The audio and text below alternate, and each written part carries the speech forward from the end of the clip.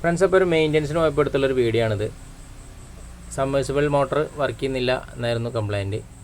അപ്പോൾ അതിൻ്റെ സ്റ്റാർട്ടർ അഴിച്ച് നോക്കി ചെക്ക് ചെയ്തപ്പോൾ അതിൻ്റെ റിലേ കോണ്ടാക്റ്റ് പിടിക്കുന്നില്ല. അപ്പോൾ റിലേ കംപ്ലൈൻ്റ് ആയിരുന്നു.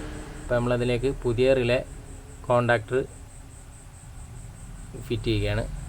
നമ്മുടെ റിലേയുടെ വോൾട്ടേജ് വരുന്നത് 220 വോൾട്ടാണ് കോയിൽ വോൾട്ട് വരുന്നത്.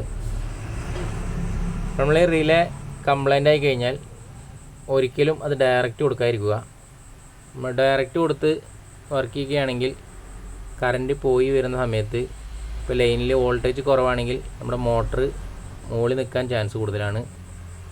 ഹൈ വോൾട്ടേജ് വരികയാണെങ്കിൽ ഈ റിലേ ഇല്ലെങ്കിൽ ഹൈ വോൾട്ടേജ് വന്നിട്ട് നമ്മുടെ വൈൻഡിങ് കംപ്ലൈൻറ്റ് വരാൻ ചാൻസ് കൂടുതലാണ്.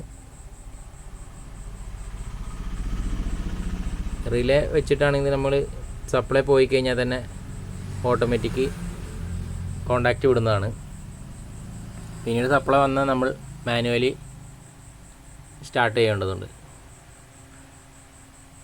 നമ്മൾ ഈ വീഡിയോ ആദ്യമായി കാണുകയാണെങ്കിൽ നമ്മുടെ ചാനലൊന്ന് സബ്സ്ക്രൈബ് ചെയ്യുക. വീഡിയോ ഉപകാരപ്രദമാവുകയാണെങ്കിൽ മറ്റുള്ള ഫ്രണ്ട്സിനൊന്ന് ഷെയർ ചെയ്ത് സപ്പോർട്ട് ചെയ്യുക.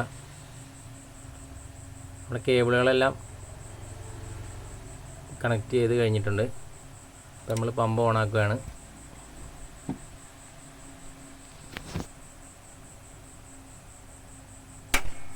റിലേ വർക്ക് ചെയ്യുന്നുണ്ട്.